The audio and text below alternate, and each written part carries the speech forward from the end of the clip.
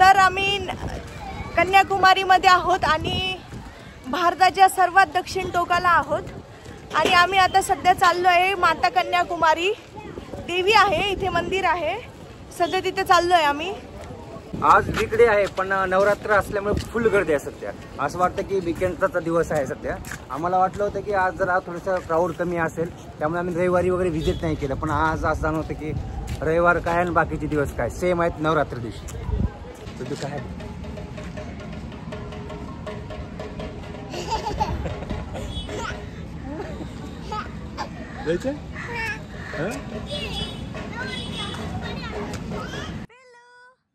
तर झालं असं की रिद्धूला या बलूनवर घसरगुंडी वगैरे त्याला खूप जास्त आवडते आणि तरी खूप दिवसापासून तो आमच्या मागे लागला होता, पण आम्हाला कुठे मिळतच नव्हतं त्यामुळे त्याचं राहिलं होतं ते।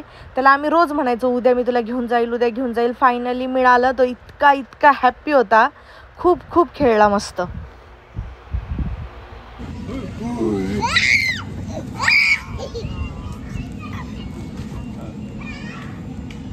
तर आम्ही कन्याकुमारीच्या देवीच्या मंदिरात जाताना रस्त्यावर अशी खूप सारी कपडे आहेत, लहान मुलांचे ड्रेस आहेत, बॅग्स आहेत, खायच्या वस्तू आहेत, खेळण्या आहे, परत हे अम्युजमेंट पार्क होतं जिथे लहान मुलांना गेम खेळण्यासाठी होते।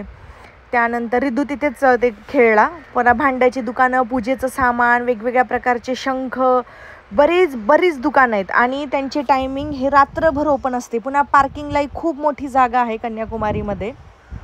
फक्त इतकंच आहे की गर्दी फार असते आणि सध्या नवरात्र असल्यामुळे देवीच्या मंदिरामध्ये पण फार अफाट गर्दी होती। तर तुम्ही नवरात्र सोडून आला तर मे बी थोडी गर्दी कमी राहील, पण इथे वीकडेज वीकेंड सर्व सेम, नुसती गर्दीच गर्दी होती। आणि इथे एक मंदिर आहे जे कन्याकुमारी देवीचं, ते रात्री 8:30 पर्यंत ओपन असतं। तर तुम्ही मस्त संध्याकाळी दर्शन घेऊ शकता, कारण दुपारी सकाळी फार ऊन आणि फार गरम होतं। तर आम्ही आलो आता त्या मंदिरामध्ये, छान दर्शन घेतलं। एकदम मूर्तीचा फोटो काढण्यास तर अलाउड नव्हतं आणि हे मंदिर हे 108 शक्तिपीठांपैकी एक आहे आणि मागच्या बाजूला जरा ध्यानाला बसलो होतो आम्ही निवांत।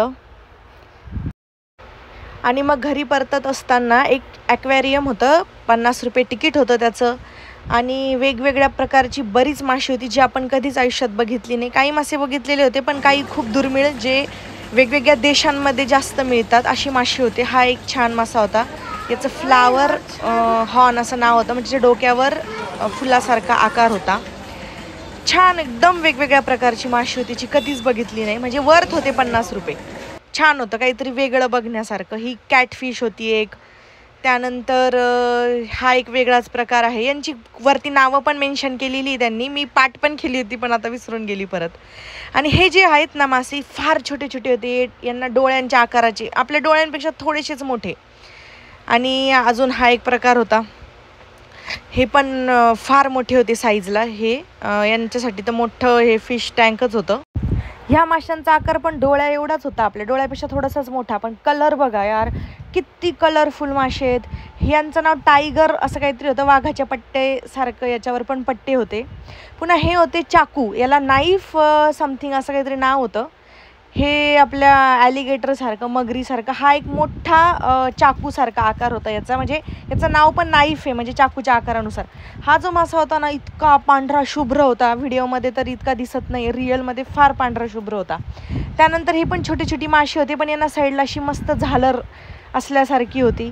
पुन्हा हे काही माशाचे प्रकार होते। पुन्हा याचं नाव काय होतं, क्रॅब असं काहीतरी नाव होतं यांचं।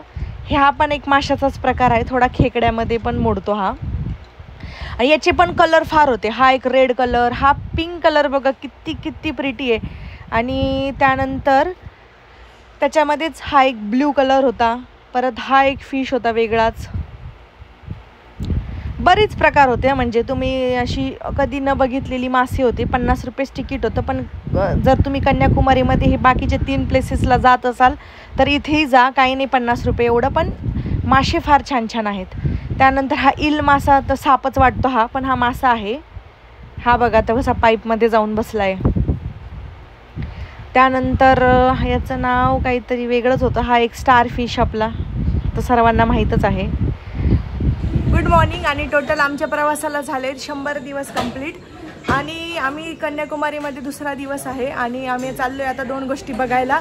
चला तुम्ही पण आमच्या सोबत. पर्यंत थोडंसं ब्रेकफास्ट करून घेतो. सकाळचे 9 वाजलेले आहेत. तर आपण चाललोय आता विवेकानंद मेमोरियल. परत तिथे पण एक टेम्पल आहे देवीचं आणि तो जो तुम्हाला मोठा स्टॅच्यू दिसतोय तो आहे थिरुवल्लुवर असं नाव आहे त्यांचा आहे तो. आणि फेरी बोटने जावं लागतं. इथून फेरी बोट स्टार्ट होतात तर इथे त्या घेऊन जातात. इतकं फार काही अंतर नाही आहे. 50 ते 200 रुपयापर्यंत तिकीट आहे जसं तुम्ही बुक करणार.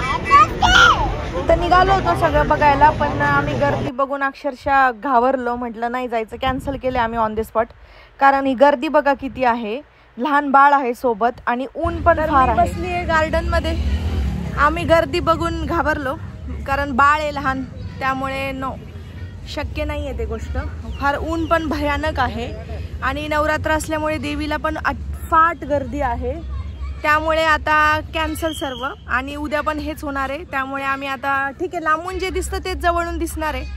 तर आता आम्ही कॅन्सल करतोय आणि आज तरी पण आम्हाला इथे थांबायचंच आहे कारण आहे असं की आमचं एक पार्सल येणार आहे.